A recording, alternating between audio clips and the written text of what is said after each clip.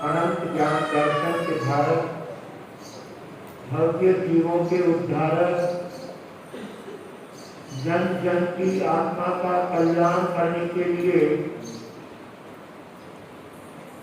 मोक्ष मार्ग को प्रशस्त करने वाले चरम तीर्थ शासनपति श्रमण भगवान महावीर स्वामी को एवं उपकारी पूज्य गुरु भगवंतों के चरण कमलों में हृदय की अनंत आस्थाओं के साथ कोटि वंदना करने के पश्चात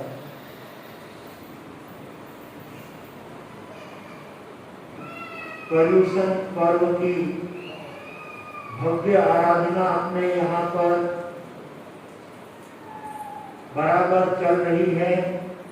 सभी बच्चों से लेकर बड़ों तक सबके मन में पर्युषण पर्व की आराधना करने का अनन्य उत्तम भाव और उस भावनाओं को लेकर के हम प्रत्येक दिन को सार्थक करने के लिए प्रतिदिन सामायिक और प्रतिक्रमण की आराधना करते हैं। सामायिक की कमाई और प्रतिक्रमण की पूंजी, जीवन में सच्ची अगर कोई कमाई है तो वो सामायिक की है, और यदि हमारी कोई पूंजी है तो वो प्रतिक्रमण की है। ऐसे सामायिक धन रूपी पूंजी को प्रतिक्रमण के द्वारा प्राप्त करके पर्युषण पर्व की भव्य आराधना के अंतर्गत त्याग तपस्याओं को लेकर के यहाँ भाई और बहनों में सुंदर भाव देखने को मिल रहा है। ऐसे उत्तम पर्वाधिराज के संबंध में कुछ काव्य पंक्तियां आपके सामने उपस्थित है। महापर्व आया है, अंतर शुद्धि कर ले। महापर्व आया है, अंतर शुद्धि कर ले। संदेश लाया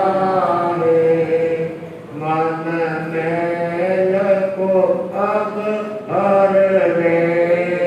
संदेश लाया है, मेल को अब हर रे। यह जीव अनादि से, यह जीव अनादि से जग में भटकता है, जग में भटकता है। रागादि भावों से, रागादि भावों से बंधन में भटकता है, बंधन में भटकता है। मिले योग मानव तन का, बस श्रेष्ठ मुक्ति वर ले। मिले योग मानव तन का, बस श्रेष्ठ मुक्ति वर ले। महापर्व आया है, अंतर शुद्धि कर ले। महापर्व आया है,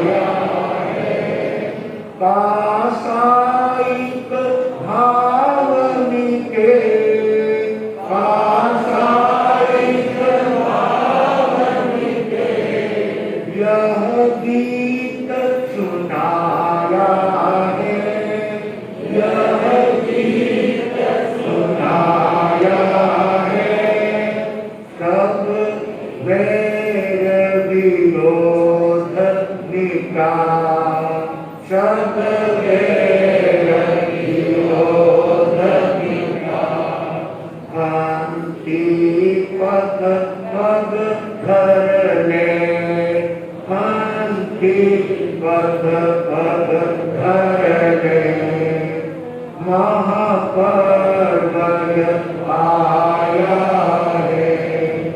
अंतर शुद्धि करने महापर्व आया है।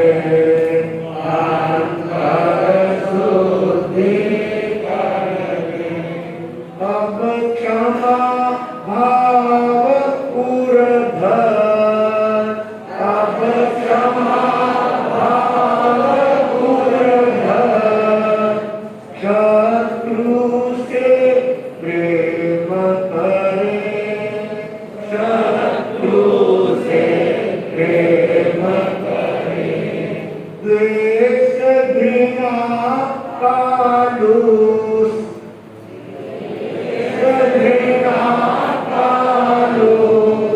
मन में सब दूर करे, मन में सब दूर करे, वही प्रेम धारा जग में, वही प्रेम धारा जग में, अमृत ऐसा भर दे, अमृत ऐसा भर दे, महापर्व आया है।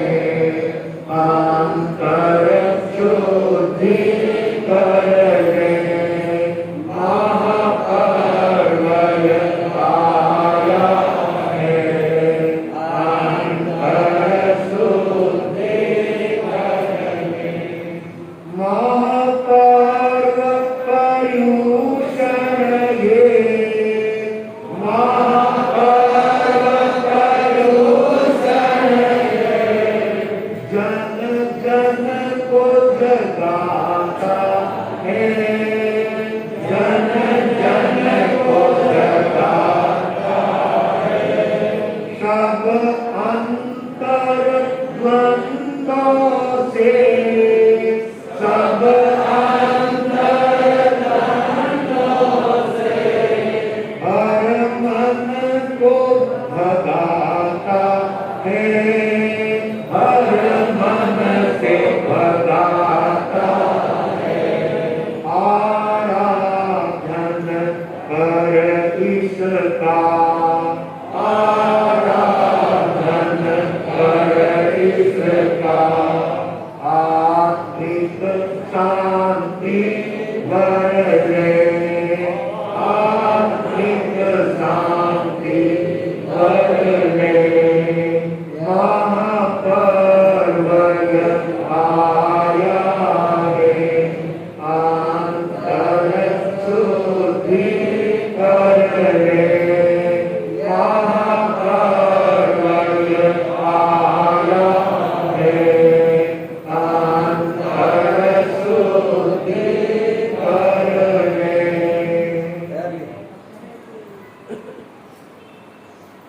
गुरु अंदेश कमल कन्हैया धर्म सभागार में उपस्थित समस्त धर्म प्रेमी सूर्य श्रोताओं, सुशील माताओं एवं बहनों, पर्यूषण पर्व के मध्य में पहुंच चुके हैं अपन लोग। आज देखते देखते चौथा दिन पर्यूषण पर्व का हमारे सामने उपस्थित हो गया है। ऐसे पर्यूषण पर्व के अंदर प्रत्येक धार्मिक क्रिया, प्रत्येक आराधना दिल पूर्वक करके अपने हृदय को स्वच्छ और पावन बनाने का कार्य करना है। व्यक्ति को हर चीज स्वच्छ अच्छी लगती है। प्रत्येक चीज वो पसंद आती है जो सुंदर होती है, पवित्र होती है, साफ सुथरी होती है। जो बर्तन गंदे हो जाते हैं उन बर्तनों को सवेरे भी मांजते हैं, शाम को भी मांजते हैं।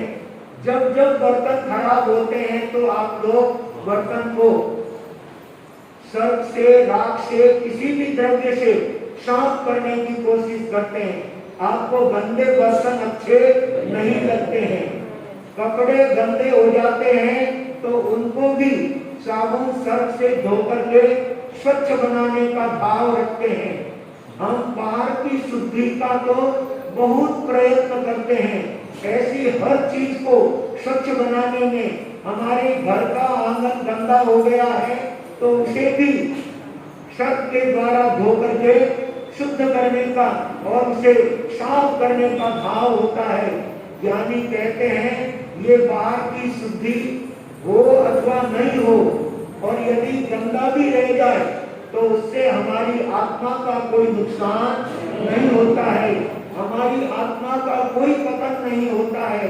लेकिन यदि हमने अपने जीवन के अंदर कषाय और विषय की आग को, कषाय और विषय के कचरे को बाहर निकाल करके आत्मा को साफ करने का प्रयत्न नहीं किया तो यह आत्मा, ये कर्म, ये मलिनता हमारे जीवन को एक भव में नहीं लेकिन भव भव के अंदर हमको भटकाने वाली होगी, भव भव में हमको कष्ट और तकलीफ देने वाली होगी। और उसके लिए स्वच्छता का एक ही उपाय है, सामायिक और प्रतिक्रमण। रोजाना भाई बहन बहुत अच्छी संख्या में सामायिक की आराधना कर रहे हैं, प्रार्थना में सामायिक, प्रवचन में सामायिक, दोपहर में कल्प सूत्र के समय सामायिक, प्रतिक्रमण के समय सामायिक, और कई भाग्यशाली आत्मा जाप के समय भी सामायिक के साथ जाप की आराधना करते हैं। कहना चाहूंगा हमारे यहाँ पर 8 दिवसीय अखंड अवतार महामंत्र का जाप चल रहा है, उसमें नवयुवकों ने उस जाप की भागदौड़ को उस कठिन घड़ियों में संभालने का दायित्व अपने कंधों पर लिया है। 12 बजे से लेकर रात्रि को 5 बजे तक हमारे आनंद युवा संघ के युवा कार्यकर्ताओं ने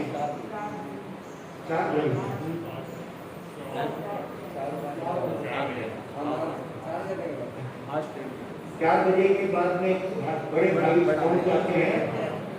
4-4, 5-5 घंटे तक युवा समाज उस रात्रि में जब व्यक्ति सोने का आराम करने का भाव लेकर के चलता है, लेकिन उस कठिन घड़ियों के अंदर हमारे युवाओं ने तपस्या करते हुए, त्याग करते हुए, अनेक तरह की आराधना करते हुए जाप के समय में समय पर पहुंच करके और जाप की आराधना को सफल बना रहे हैं।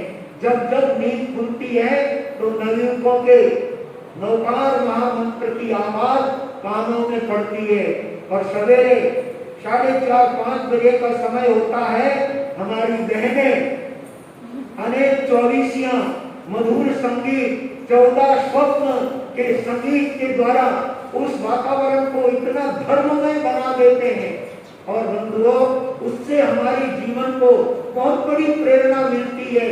जब अपने घरों में वृद्ध माता पिता सामायिक की आराधना करते हुए धार्मिक स्तवन बोलते हैं और वो पुरानी सज्जाएं बोलते हैं, वो पुराने आचार्य भगवंतों के द्वारा और महापुरुषों के द्वारा निर्मित सिद्ध अरिहंत परमात्मा के स्तवन अपने मुख से बोलते हैं, तो सवेरे का वो अमृत वेला का समय अपने आप में जिसे ब्रह्म मुहूर्त कहा जाता है, उस समय में हमारी धर्मनिष्ठ बहनें वे पूरे वातावरण को धर्ममय बना देती है।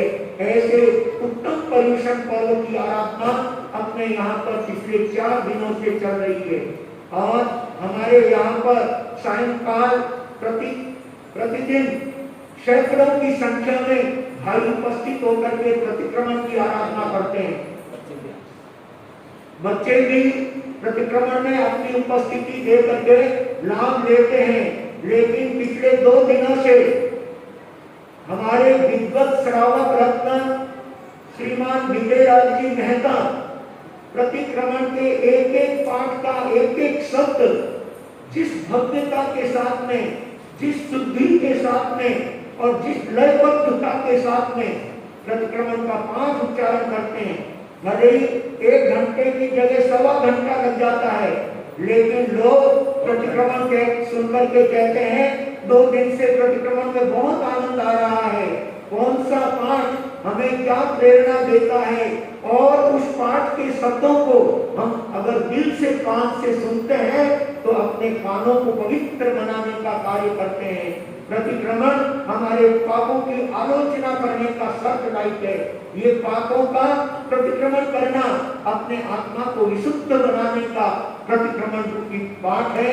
ऐसे प्रतिक्रमण के अंदर तन्मयता के साथ में उन पाठों को सुने, उन पाठों को गुने, तो भी कर्म निर्जरा का कारण बनता है। और धार्मिक क्रिया हम केवल और केवल कर्म निर्जरा के लिए करते हैं। इसलिए भाग्यशालियों, हर धार्मिक प्रवृत्ति के पीछे कर्म निर्जरा का भाव होना चाहिए। चाहे वो तपस्या का कार्य हो, चाहे वो सामायिक का आयोजन हो, चाहे वो दयाव्रत का आयोजन हो, चाहे कौशल का आयोजन हो, कोई भी धार्मिक आराधना हो, प्रत्येक धार्मिक आराधना हमें भावों से, दिल से करने की आवश्यकता है। और प्रत्येक पाठ को बहुत शुद्धि के साथ में उच्चारण करने की आवश्यकता है। अन्यथा कई बार अशुद्ध उच्चारण हमारे जीवन के लिए नुकसान करने वाला हो सकता है।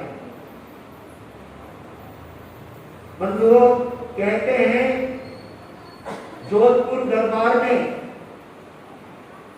भावी और बिलाड़ा, ये 2 क्षेत्र उनके पूरे राज्य के अंदर उपज की दृष्टि से बहुत अच्छे क्षेत्र गिने जाते थे। और इसके लिए वहां एक भवानी का मंदिर है बिलाड़ा में। किसी ने बताया कि उसकी जांच करने से अपने को बिलाड़ा का पट्टा जोधपुर दरबार से मिल जाएगा। तो मुझे क्या कहना चाहिए,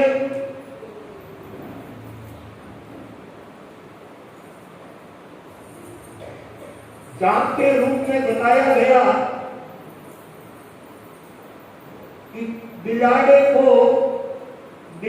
को राग भवानी, बिलाड़े को राग भवानी, अमुक का घर राग, इस तरह से ये जाप करना है। तो एक व्यक्ति ने उस पाठ को अपने दिल में संजो करके वो पाठ बोलने लगा कि बिलाड़े को राग भवानी, यानी बिलाड़े को सुरक्षित रख, और बिलाड़े को राग भवानी, सेवक को घर राग, यानी सेवक के घर को राग कर दे, अग्नि लगा दे, उसको राग कर दे। उल्टा जाप करने पर सचमुच में वो देव अप्रसन्न हो गया और उसके घर को राग कर दिया। इसलिए जितने भी मंत्राक्षर हैं, जितने भी जाप के पाठ हैं, उनको शुद्ध उच्चारण करने का भाव रखना चाहिए। अन्यथा जाप करते हुए भी कभी कभी हम अपना अनिष्ट कर लेते हैं। इसलिए जाप भी शुद्धि के साथ होना चाहिए। सामायिक के एक एक पाठ भी शुद्ध होना चाहिए, तो उस सामायिक के पाठ से कर्म निद्रा होती है। खाली हम पाठ उच्चारण करते हैं तो भी कर्म निद्रा होती है, क्योंकि वो स्वाध्याय है। सामायिक सूत्र, प्रतिक्रमण सूत्र, ये परमात्मा के द्वारा दिया हुआ सूत्र है, और उस सूत्र को अगर हम शुद्ध बोलते हैं तो उससे कर्म निर्जरा होती है, आत्मा हल्की बनती है, हमारा जीवन पावन और पवित्र बनता है। इसलिए सामायिक और प्रतिक्रमण के पाठ शुद्ध याद करना चाहिए। अन्यथा एक बहन पाठ याद कर रही थी और उस पाठ में पहीन जल मरना शब्द आता है, तो वहां पर वो बहन बोलती है पीरे जार मरना, पीर में जाकर के मरना। ऐसे शब्दों का कितना गलत अर्थ हो जाता है। पहीन जल मरना ये उच्चारण नहीं हो सका, और पीर जार मरना, ऐसो पंच नमुकारो, इसमें आता है नवकार महामंत्र में, ऐसो पंच नमुकारो, इन 5 पदों को किया गया नमस्कार, सब पावक परासनो, सब पापों का नाश करता है। लेकिन किसी भाई ने उसको गलत सीख लिया और कहने लगा ऐसो पंचोरो मुंडो पारो, ऐसो पंच नमुकारो है तो ये, और ऐसा पंचारो मुंडो पारो जाओ, ऐसा कंचोरो मुंडो काढ़ो। अर्थ से अंदर होने में क्या देरी लगे। इसलिए प्रत्येक सामायिक और प्रतिक्रमण के पाठ शुद्ध याद होना चाहिए। और उसके लिए संघ ने यहाँ पर विजयराज जी साहब को 4 महीने के लिए अध्ययन कराने के लिए हमारे संतों को भी अध्ययन कराते हैं, श्रावक श्राविकाओं को भी अध्ययन कराते हैं और बच्चों को भी धार्मिक संस्कारों के साथ उनको सामायिक सूत्र प्रतिक्रमण सूत्र याद कराते हैं। और रात्रि को सायंकाल प्रतिक्रमण के समय वो प्रतिक्रमण कराते हैं। उनके पाठ सुनते हुए सबके दिल को बहुत खुशी होती है। ऐसा शुद्ध उच्चारण, ऐसा शुद्ध बोलना अपने आप में हमारे जीवन शुद्धि का कारण होता है। ननक निजरत के आए तो वही शिक्षा केवल कर्म निद्रा के लिए सामायिक की जाती है, कर्म निद्रा के लिए प्रतिक्रमण किया जाता है, कर्म निद्रा के लिए दयाव्रत किया जाता है, कर्म निद्रा के लिए पोषण किया जाता है। और इसलिए हम प्रत्येक धार्मिक क्रिया और प्रत्येक धार्मिक पाठ शुद्धता से करेंगे तो हमारी आत्मा को शांति मिलेगी। ये पर्व हमें धार्मिक शिक्षा देने के लिए उपस्थित हुए हैं, हमारी आत्मा को श्रेष्ठ सद्गुणों से सजाने की प्रेरणा देने के लिए ये पर्युषण पर्वाधिराज हमारे बीच आए हैं। जिन महान आत्माओं ने इस पर्युषण पर्व की आराधना करते हुए तब जब की आराधना की और श्री कृष्ण वासुदेव का चित्र सुन रहे थे, जिनके द्वारिका के अंदर समय समय पर अष्टमी भगवान पधारते थे और जन जन को धर्म बोध दे करके संसार से तारने का संदेश देते थे।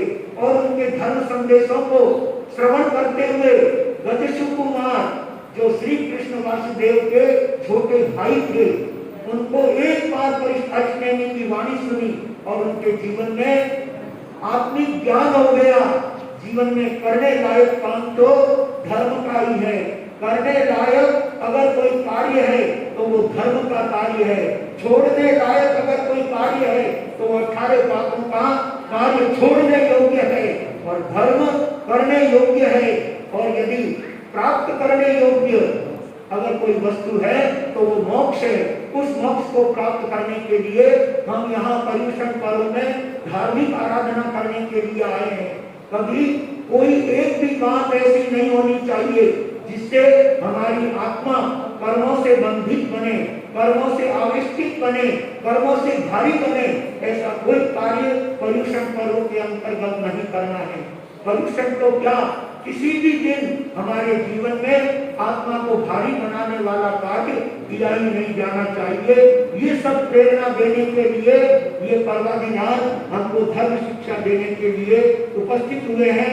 आइए सौभाग्यशालियों, ऐसे उत्तम धर्म पद को अपने जीवन में स्वीकार करने वाले गजशु कुमार अंगार, जिन्होंने अरिष्टनेमी का एक बार प्रवचन सुना और उनकी अंतरात्मा जाग जाती है और वे अपने माता पिता से, देवकी महारानी से और अपने पिता वसुदेव जी से दीक्षा की अनुमति मांगते हैं। मैं अपना जीवन पावन बनाने के लिए अरिष्टनेमी भगवान के चरणों में अपना जीवन समर्पित करना चाहता हूँ। छोटी उम्र के अंदर ऐसे धर्म के भाव जगना ये पूर्व के संस्कार होते हैं। हमारे श्रद्धे आचार्य भगवान देवेंद्र मुनि जी महाराज साहब, जिन्होंने 9 वर्ष की उम्र में दीक्षा ली और दीक्षा लेकर के 32 आगमों का और न्याय दर्शन का, शब्द दर्शन का इतना अच्छा अभ्यास किया। अपने जीवन काल में 400 पुस्तकें उन्होंने अपने हाथों से लिखी। ऐसे छोटी उम्र में दीक्षा लेते हैं तो वो अपने जीवन का कल्याण करने के साथ समाज और संघ का, शासन का भी कल्याण करने वाले होते हैं। जितने जितने छोटी उम्र में दीक्षा ली, उन्होंने बहुत भव्यता से शासन की प्रभावना की है। बंधुओं, हमारे उपाध्याय प्रवर कन्हैया राय जी महाराज साहब, जिन्होंने 20 वर्ष की उम्र में 18 वर्ष की उम्र में दीक्षा ली, तो उन्होंने जैन शासन का बहुत जबरदस्त अनुयोग का कार्य करके और जिन शासन को धर्म की, ज्ञान की एक बहुत बड़ी देन दी है। इसी प्रकार से हमारे आचार्य प्रवर आनंद ऋषि जी महाराज साहब, जिन्होंने 16 वर्ष की उम्र में दीक्षा ली, 13 वर्ष की उम्र में छोटी छोटी उम्र में दीक्षा लेने वाले शासन की भी प्रभावना करने का कार्य करते हैं और बड़ी उम्र में दीक्षा लेने वाले वो अपने स्वयं के जीवन को सुधारने का कार्य करते हैं। और लोक व्यवहार में भी कहावत है कि पाछड़ खेती नींद दे तो ही दाढ़ी कर दूर। यदि सावन भादवे में बारिश नहीं हुई हो और लास्ट में आशोष पाती में हो गई हो तो भी कम से कम व्यक्ति जो है चौमासे में नहीं उनाड़े की खेती सुधार करके तो अपना जीवन सुखकर बनाएगा।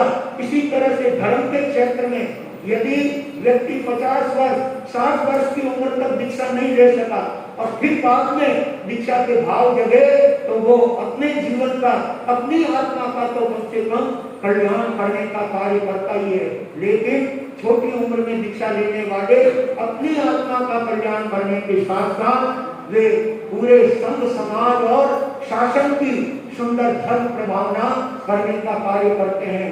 दस्यु कुमार हरदास बहुत छोटी उम्र में थे, कुंवारी अवस्था में थे। श्री कृष्ण ने अपने भाई दस्यु कुमार के लिए कन्या अंतःपुर में 100 कन्याओं को एकत्रित इसलिए किया था कि मैं अपने भाई का शादी का सुंदर कार्यक्रम एक साथ 100 कन्याओं के साथ में उसकी शादी करूंगा।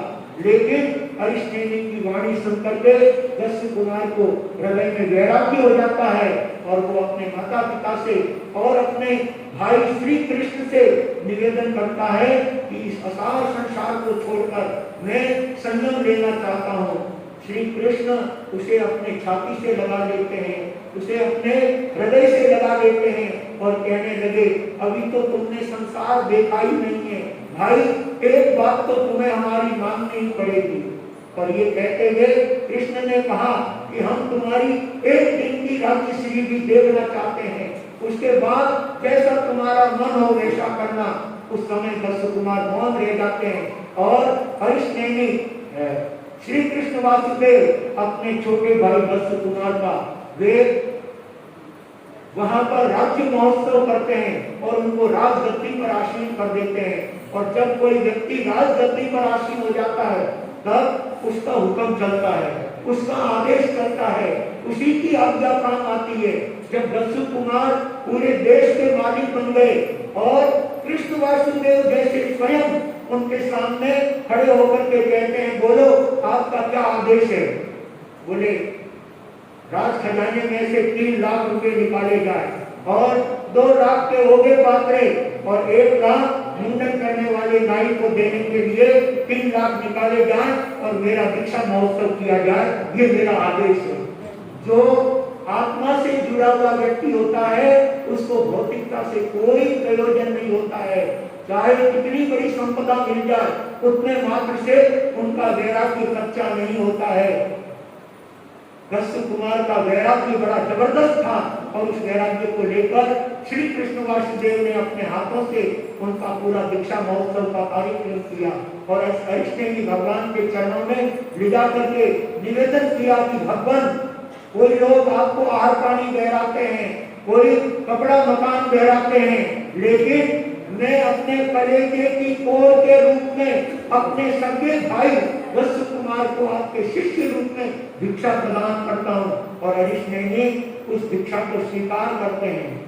संत वैसे तो अचित वस्तु लेते हैं लेकिन कभी कभी सचित वस्तु भी ग्रहण कर लेते हैं और सचित वस्तु ग्रहण करने के रूप में शिष्य और शिष्याएं वो सचित को ही ग्रहण करते हैं। यदि वो अचित हो जाए तो उसको फिर सभी साथी ग्रहण नहीं करते हैं। कुछ ऐसी चीजें होती है कि अचित होने पर ग्रहण नहीं करते, सचित होने पर ग्रहण करते हैं और कुछ वस्तुएं ऐसी होती है जिनको सचित रूप में ग्रहण नहीं करते लेकिन अचित वस्तु को ही ग्रहण करते हैं। वो खाद्य पदार्थ के रूप में अचित हो तो ही साधु साध्वी के लिए भोग्य होती है, इसलिए खाने पीने की वस्तु अचित वस्तु का ही उपयोग किया करते हैं और वही ग्रहण करते हैं। हरिश्चंद्र भगवान के चरणों में अपने भाई दस्यु कुमार का उन्होंने शिष्यत्व रूप में दीक्षा प्रदान करके सचमुच में बहुत उत्तम श्रेष्ठ कार्य उन्होंने जीवन में किया। और दस्यु कुमार ने जिस दिन दीक्षा ली उसी दिन अपने मन में संकल्प कर लिया और अरिष्ट ने भगवान से निवेदन किया, भगवान मैं आपकी आज्ञा होने पर महाकाल संस्थान में जाकर के 12वीं भिक्षु परिमा स्वीकार करना चाहता हूं। बंधुओं, 12वीं भिक्षु परिमा स्वीकार करने वाले के अंदर 3 योग्यता चाहिए। सबसे पहली योग्यता दीक्षा पर्याय 20 वर्ष की हो, वो व्यक्ति 12वीं भिक्षु परिमा स्वीकार कर सकता है। दस्यु कुमार ने तो आज ही दीक्षा ली है। और भिक्षु परिमा स्वीकार करने वाले मुनि कम से कम 9 पूर्व पूरे और 10 से पूर्व की तीसरी आचार वस्तु जितना अभ्यास हो, वो व्यक्ति भिक्षु परिमा स्वीकार कर सकता है। तो उनको तो अभी प्रतिक्रमण भी पूरा याद हुआ या नहीं हुआ होगा, लेकिन उन्होंने अरिष्ट ने भगवान से आज्ञा मांगी और उन्होंने उनको आज्ञा प्रदान कर दिया। क्या परमात्मा का शासन है। शतुत ने ऐसी आज्ञा देने का कार्य कल्पातीत जो साधु होते हैं वो ही दे सकते हैं, और तीर्थंकर तो कल्पातीत होते हैं। इसलिए उन्होंने अपने ज्ञान में जैसा देखा उसके अनुसार दस्यु कुमार को 12वीं भिक्षु परिमा स्वीकार करवाते हुए महाकाल संस्थान के अंदर जाकर के उस भिक्षु परिमा की आराधना करनी होती है। और भिक्षु परिमा आराधक को कम से कम उस दिन तेरा होना चाहिए। उनके तो आज उपवास ही चल रहा है। ये 3 योग्यता जिसमें होती है वो 12वीं भिक्षु परिमा स्वीकार कर सकता है। लेकिन आज्ञा प्रदान करने वाले तीर्थंकर थे और आज्ञा लेने वाले कोई सामान्य साधन नहीं थे। श्री कृष्ण वासुदेव के सभी छोटे भाई दस्यु कुमार, उन्होंने जान लिया इस आत्मा का इसी भाव में कल्याण होने वाला है, इसी भाव में मुक्ति में जाकर के इनकी आत्मा विराजमान होने वाली है। इसलिए भगवान ने उनको आज्ञा दी और दस्यु कुमार उसी दिन भिक्षु परिमा स्वीकार करके महाकाल संस्थान के अंदर जाकर के वहां भूमि की प्रतिरेखना करके और कौशल के अंदर जाकर के खड़े हो जाते हैं। बंधुओं, ऐसी उत्तम धर्म भावना किसी भक्ति आत्मा के अंदर आ सकती है, भाविक आत्मा के अंदर आ सकती है, और वही ऐसा श्रेष्ठ और आनंदमय कार्यक्रम अपने जीवन में कर सकता है। दस्यु कुमार महाकाल संस्थान के अंदर भिक्षु परिमा स्वीकार करके और कौशल मुद्रा में एक उद्गत पर दृष्टि रखते हुए अपने दृष्टि को कहीं इधर उधर नहीं करना, चाहे ललित आ जाए तो भी अपनी दृष्टि को इधर उधर नहीं करना है। भाग्यशालियों, ये छोटा सा श्रावक यहाँ रोज अपने बीच में गुरु वंदना करने आता है और अपनी धर्म भावनाओं का परिचय देता है। हमारा भी जीवन ऐसा निखालिस होना चाहिए। निखालिस जीवन ही आत्मा की शुद्धि करने वाला हुआ करता है। तो हमें अपने जीवन को शुद्ध करने के लिए परमात्मा के संदेशों को जीवन में आत्मसात करने की आवश्यकता है। दस्यु कुमार वहाँ कौशल मुद्रा के अंदर महाकाल संस्थान में खड़े हैं और उधर सायंकाल सौमेन अपने यज्ञ सामग्री के लिए जंगल में वहां पर ईंधन के लिए और जंगल के कंडे, जंगल के छाने जो यज्ञ में काम आया करते हैं, ऐसे शुद्ध युद्ध की अपने यज्ञ की सामग्री लेने के लिए वो जंगल में गया और यज्ञ सामग्री लेकर के वापिस अपने घर की तरफ लौट रहा था।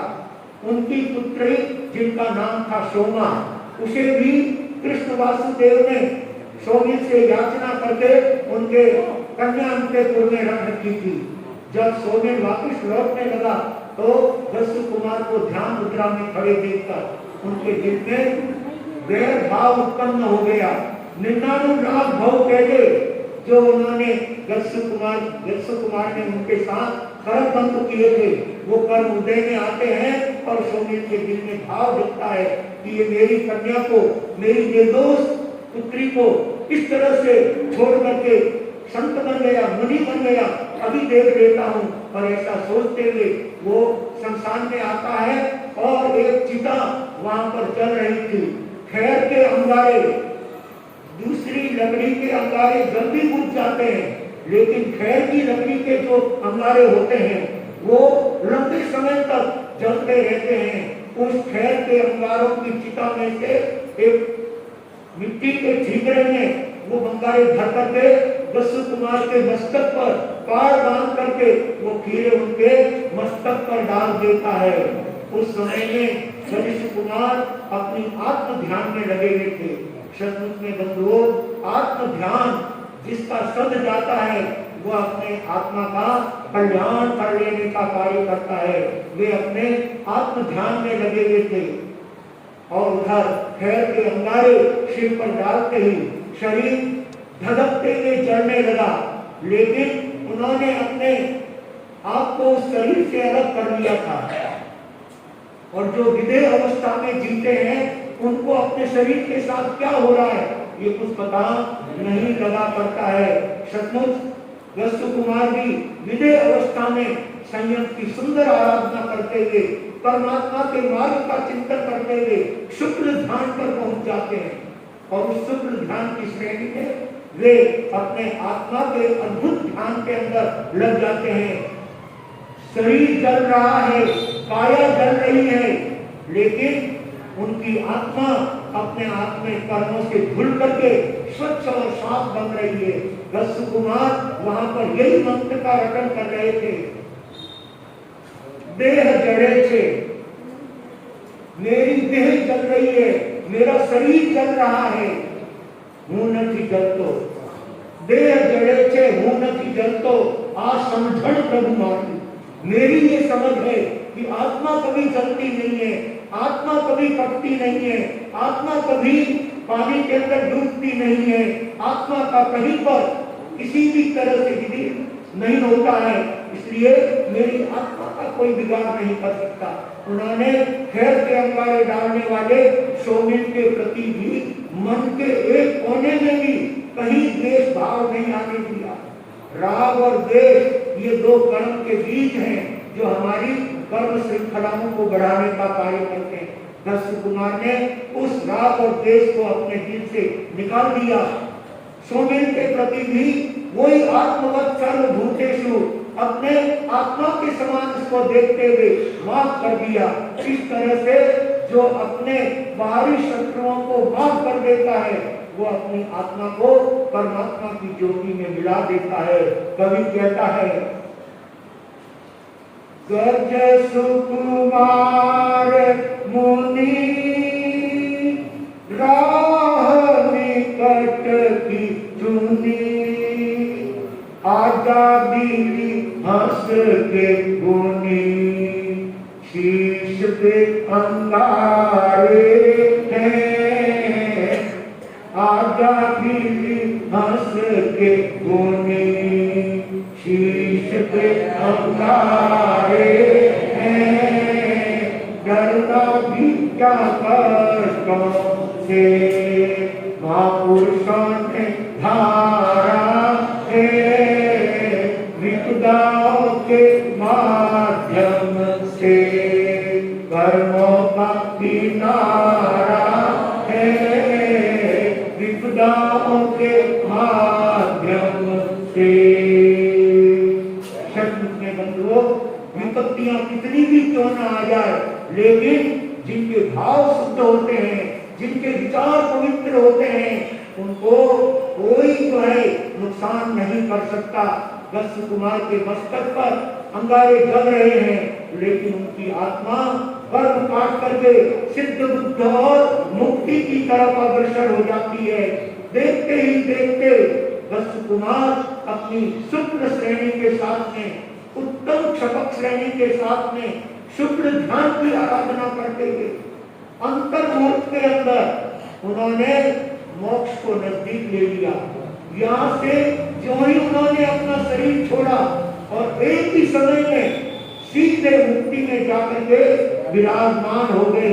आत्मा की गति बड़ी अविचल होती है, इसलिए भाग्यशालियों अपनी आत्मा को ऐसे उत्तम धर्म पथ पर लगा करके हमें सबके साथ मैत्री का भाव संजोना है। गाली क्रोध नहीं देना है, और गाली क्रोध हमको कोई देता है तो उसका बुरा भी नहीं मानना है। गाली देने वालों का भी आप अपनी तरफ से शुक्रिया अदा करो। भाई तेरा भी भला हो, बुरा करे उसका भी भला और भला करे उसका भी भला। जो ऐसा अपने जीवन में मंत्र साध लेता है वो अपने जीवन का कल्याण कर लेने वाला होता है। सौभाग्यशालियों, ऐसे उत्तम पर्वाधिराज परिश्रम पर्व के अंतर्गत हमारे यहाँ पर अनेक तपस्वी बड़ी बड़ी तपस्या करते हुए यहाँ पर साधना के क्षेत्र में लगे हुए हैं। भाई श्री राजेश जी काष्टिया, जिनको हम बंटी भाई के नाम से जानते हैं, उनके आज 34वां उपवास है। शरीर से तो कमजोर हो गए, लेकिन उनकी आत्मा निखर गई है।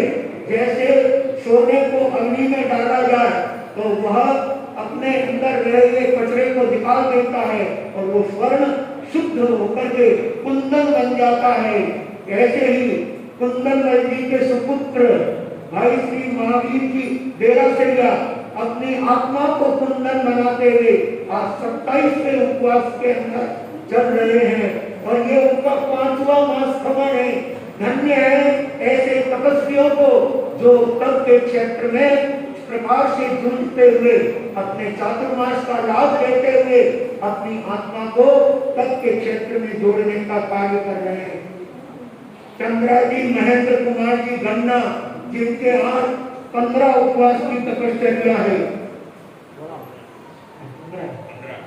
15 उपवास की तपस्या है। और भाई श्री रमेश कुमार जी रतन लाल जी बोहरा, जिनके आज 12वां उपवास है। और श्रीमती आशा बहन सेंटी लाल जी बोहरा, उनके आज 8 उपवास है। और 10 परिवार के अंदर 9 उपवास और ऐसी कितनी गुप्त तपस्या अपने यहाँ पर इस पर्युषण पर्वाधिराज के दरमियान चल रही है। कई बालक बालिकाओं के तेरे चौले पचोले 6 उपवास की तपस्या गुप्त रूप से संतों से आकर के पठान लेकर इस पर्युषण पर्व की भव्य आराधना कर रहे हैं। जो कॉलेज के अंदर पढ़ने वाले बच्चे, कॉलेज में डॉक्टरी की परीक्षा और अध्ययन करने वाली बच्चियां, वे भी अपनी मम्मी को देखकर तप के क्षेत्र में जूझ रही है। ऐसे बालक और बालिकाएं भी पर्युषण पर्वाधिराज के अंदर तप की आराधना करके अपने जीवन को पावन बना रही है। तो मैं उन तपस्वियों के लिए 2-3 पंक्तियां देकर के अपने भाव को पूरा करने का प्रयास करूंगा। धन धन हो शासन माता, धन धन हो शासन माता, तप जप में देवो साधि, तप जप में देवो साधि, धन धन हो शासन माता, धन धन हो शासन माता। तू चतुर भुजी सुखदानी, तू चतुर भुजी सुखदानी। पर्युषण पर्वाधिराज के प्रवचन चल रहे हैं। बहनें जिनके जाप का नंबर है वो अपने जाप में जा रही है और बाकी सभी भाई और बहनों को भावनाओं के साथ में उन सारी तपस्वियों की तप अनुमोदना करते हुए अपनी जीवा को खोलेंगे और इन काव्य पंक्तियों को गौर करके अनुमोदन करेंगे। अनुमोदन करने से भी आपको उसके तप का लाभ बहुत बड़ा प्राप्त होता है। इसलिए हमारे यहाँ पर ज्ञानी जन करना, कराना और अनुमोदन करना तीनों को बहुत सर्वश्रेष्ठ स्थान दिया है। इसलिए जो तप नहीं कर पाते हैं, कम से कम वो तप करने वाला का अनुमोदन तो अवश्य करे ही करे। तू चतुर भुजी सुखदानी, तू चतुर भुजी सुखदानी। प्रकृति जिन मुख से वाणी जी, प्रकृति जिन मुख से वाणी जी,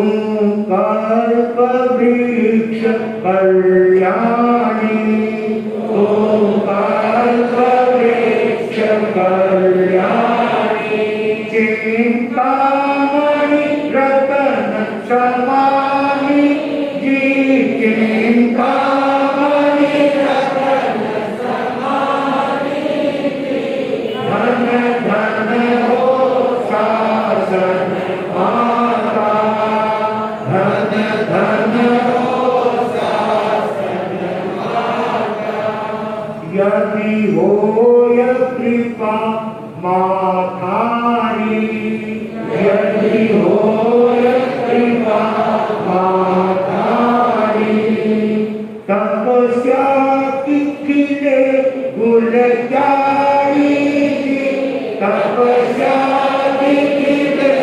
गुलजारी, धन धन हो शासन माता, धन धन हो शासन माता, श्री संघ फले और फूले, श्री संघ फले और फूले, भीम संघ फले और फूले, भीम संघ फले और फूले, आनंद के झूले झूले भी, आनंद के झूले झूले भी, धन धन हो शासन माता, धन धन हो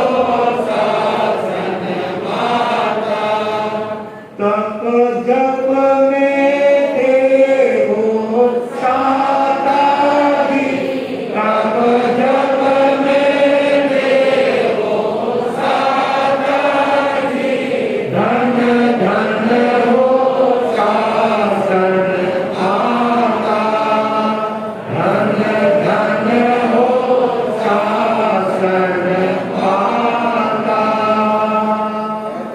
सचमुच बंधुओं, भीम संघ में तपस्या की क्यारियां खिल रही है, तपस्या की फुलवारियां खिल रही है, तपस्या के अनूठे ठाक यहाँ पर लगे हुए हैं। 3 मार्च भ्रमण के पार में अपने यहाँ पर अब तक हो चुके हैं। तपस्या करने वालों की अनुमोदना की जाती है, तब करने वालों की अनुमोदना करना भी सबका अनन्य लाभ अपने जीवन में प्राप्त करने के बराबर होता है। इसलिए तपस्वियों के तप का अनुमोदन करने में हमको जरा भी कंजूसी नहीं करना चाहिए।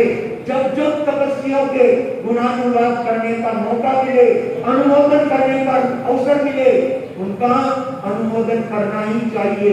स्वयं तीर्थंकर परमात्मा तपस्वी की अनुमोदना करते हैं, तपस्वियों के गुणगान करते हैं। तीर्थंकर परमात्मा भी जब अपने श्री मुख से तपस्वियों के गुणगान करे तो अपने को तो करना ही करना चाहिए। धन्य है वे 3 मास भ्रमण कर चुके हैं, वे बहने, और धन्य है जो अभी मास भ्रमण की लाइन में लगे हुए हैं। ऐसे भाई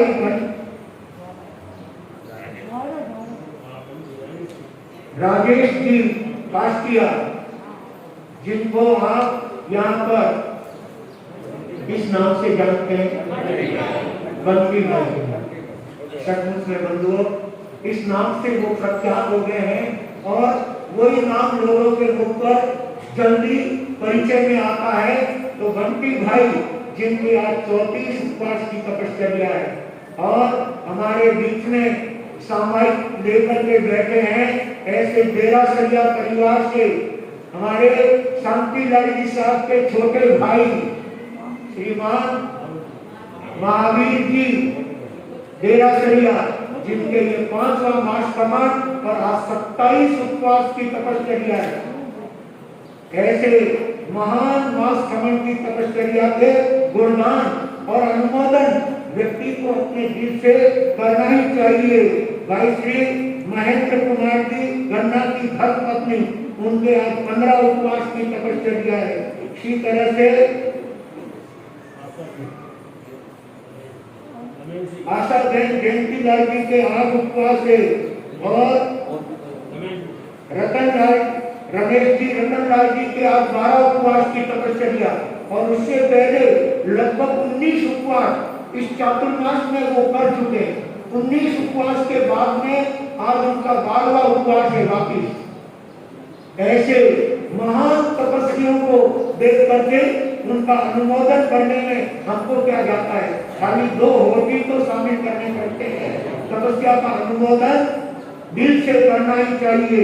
और ऐसे अनेक तपस्वी अपने बीच यहाँ पर तप आराधना कर रहे हैं। हमारे संतनवाला महिला मंडल की पूर्व अध्यक्षा श्रीमती सुदर्शना जी आज उनके 7 उपवास की तपस्या अभी अलग से कर रहे थे। ऐसे अपने मंडल की शोभा बढ़ाने वाले, मंडल का गौरव बढ़ाने वाले और महिला संघ का नाम रोशन करने वाले हमारे महिला मंडल की पूर्व अध्यक्षा सुदर्शना जी के आज 7वां उपवास और अनेक भाई बहनों के अभी उन्होंने नाम स्पष्ट नहीं करने का कहा है, इसलिए कई भाई बहनों के 8, 7, 6 और भी कई तपस्याएं चल रही है और कई बालक बालिकाएं गुप्त रूप से तपस्या कर रहे हैं। उन सभी तपस्वियों की हार्दिक अनुमोदना करते हुए उन तपस्वियों को सब तरह से साता रहे, ऐसी हम मंगल मनीषा करते हैं।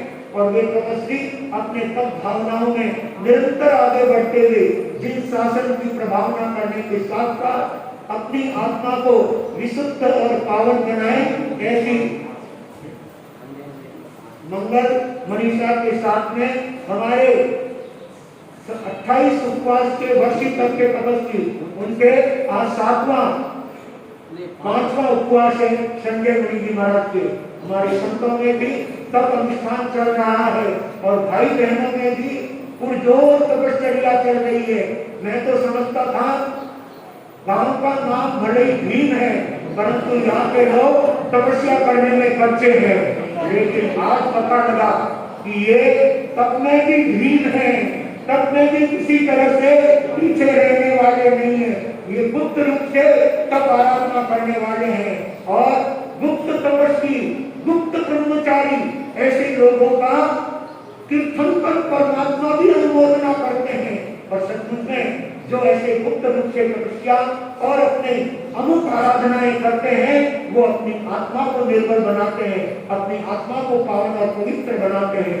और समस्त धर्म आराधना करने वाले, तप त्याग की आराधना करने वाले, सामायिक प्रतिक्रमण की आराधना करने वाले, दया व्रत की आराधना करने वाले, नवरंगी के अंदर अपनी सुंदर धर्म आराधनाओं का परिचय देते हुए इस परिश्रम परमाधिराज का और गुरुदेवों के सानिध्य का दिल खोल करके लाभ लेने वाले सभी भीम निवासियों को हार्दिक हार्दिक धन्यवाद, हार्दिक हार्दिक धन्यवाद। और इसी तरह से श्रीमती चंदा देवी गुलाब चंद जी बागरेचा राबड़िया वाले, राबड़ी के बिना तो काम चलता ही नहीं। राबड़ी को याद रख, उसका नाम है राबड़िया।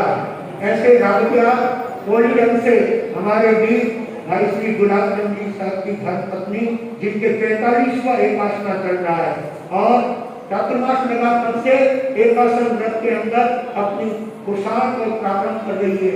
बंधुओं, एकासन करो, आइंदिल करो, उपवास करो, बेला बेला करो और मन में उत्साह है और शरीर में जोश है तो मास समन की तपस्या करो और अपने जीवन को कर्मों से मुक्त करके जल्दी जल्दी परमात्मा बनो। यही आप सबके लिए मंगल मनीषा है। आज चंद्रा देवी जी के 45वां एकासना है। उन सभी तपस्वियों के लिए हम हार्दिक हार्दिक धन्यवाद देते हैं और उनके तपस्या की शुभ मंगल कामना करते हैं।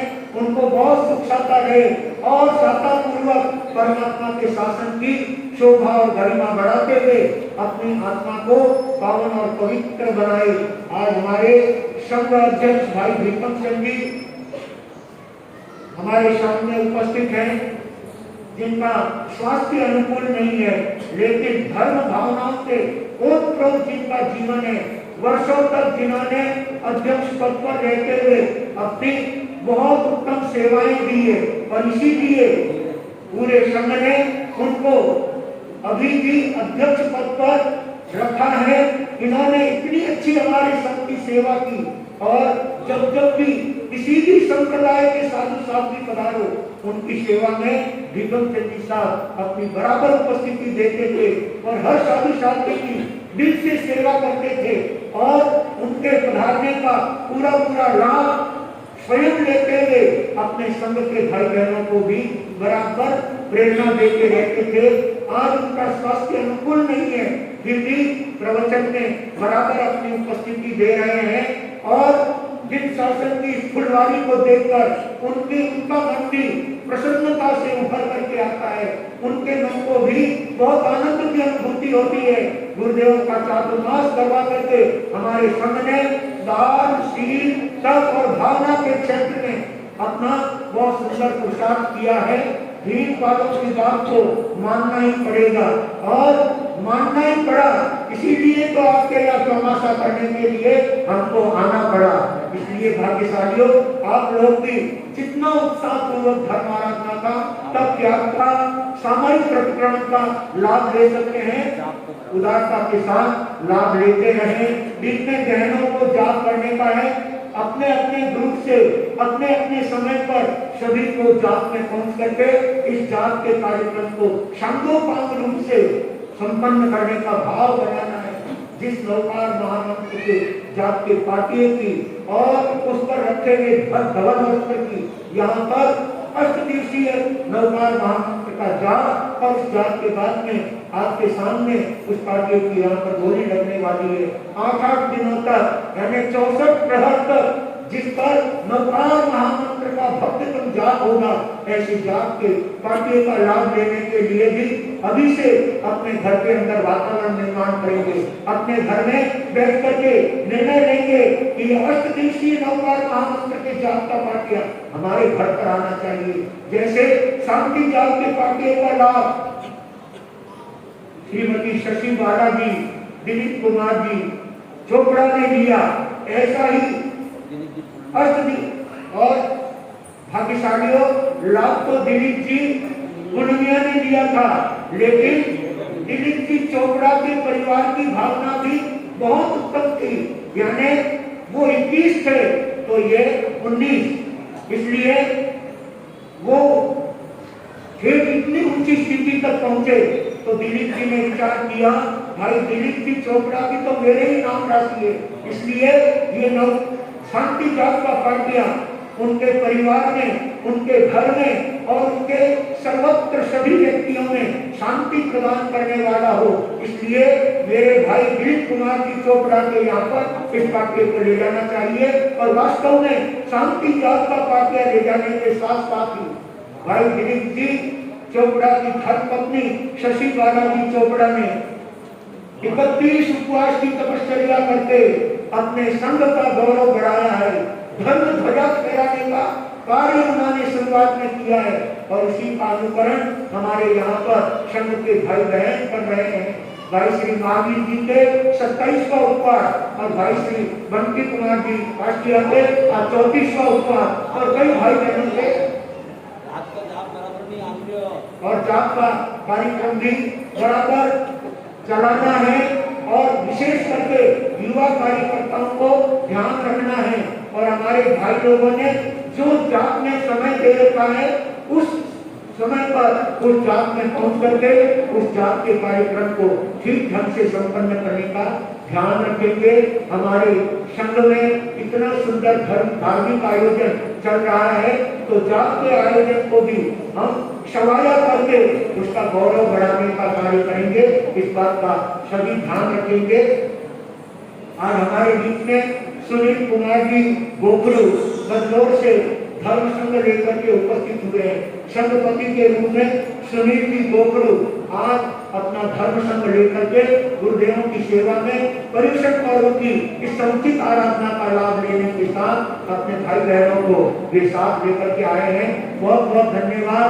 सभी सौभाग्यशाली भाई और बहनों को कहना है कि आप सब लोग उत्साह पूर्वक प्रत्येक धार्मिक क्रियाओं में अपनी उपस्थिति देकर के धर्म लाभ लेने का पूरा भाव रखेंगे। आज परमात्मा महावीर का जन्म वांछन दोपहर को ठीक 2 बजे से भगवान महावीर स्वामी का जन्म वांछन यहीं पर पूज्य उप प्रवर्तक श्रद्धेय दिनेश मुनि जी महाराज का आदि संतों के सानिध्य में संघ की उपस्थिति के अंदर किया जाएगा। अधिक से अधिक संख्या में आप सब लोगों को महावीर जन्म वांछन का श्रवण करना है और उसका भाव पूर्वक लाभ लेना है। जिस परमात्मा महावीर के साधन में हम अपनी साधना आराधना तप त्याग की भव्य साधना कर रहे हैं, ऐसे परमात्मा महावीर का आज नेगों नए की अपेक्षा से उनका जन्मदिन है। यद्यपि उनका जन्म तो चैत सुदी 13 को हुआ है, लेकिन आज के दिन नेगों नए की अपेक्षा से उनके जन्म दिवस वांछन का आयोजन रखा जाता है। तो उस जन्म दिन को आप सुनकर के परमात्मा महावीर के प्रति अपनी सुंदर सद्भावनाओं का परिचय देने का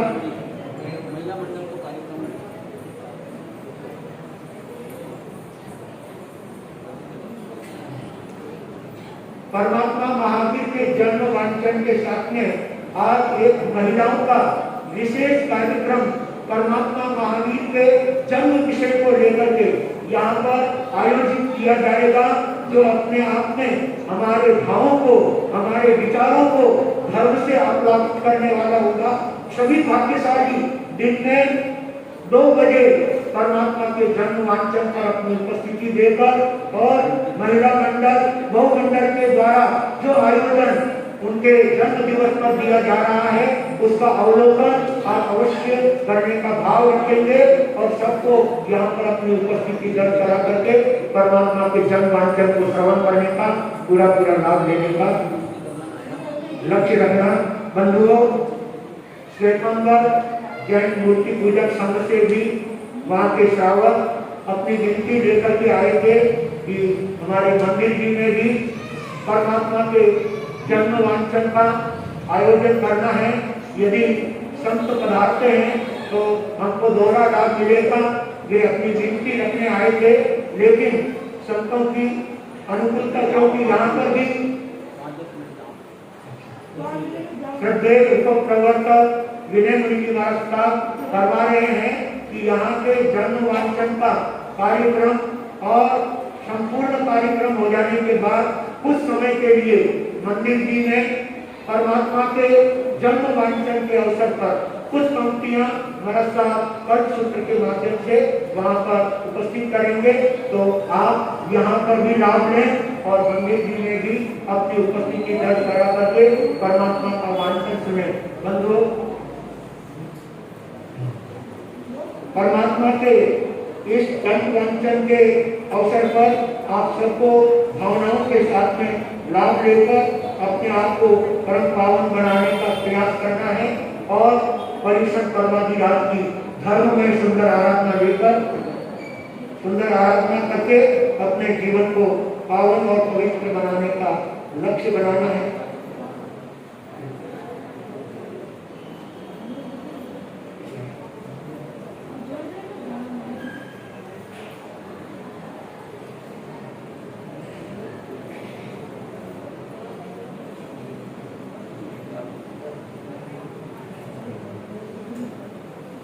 बंधुओं, आज प्रार्थना से लेकर सायंकाल प्रतिक्रमण तक चारों वक्त का प्रभावना का लाभ भाई श्री उत्तम चंद जी पुखराज जी, तारा चंद जी बोहरा परिवार की ओर से संपूर्ण प्रभावना उनके परिवार की तरफ से और साथ ही हमारे बाबूलाल जी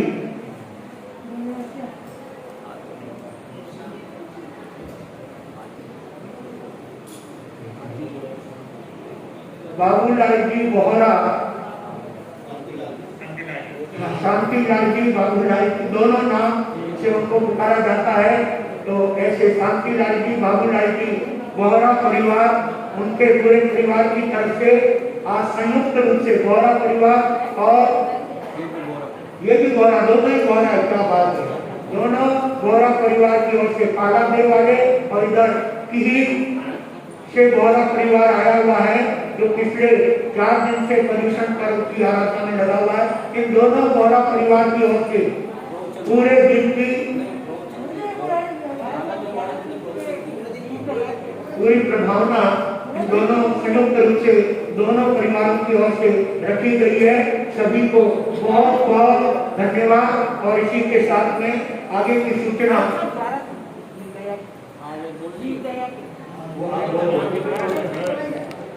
परिवार की बहन है।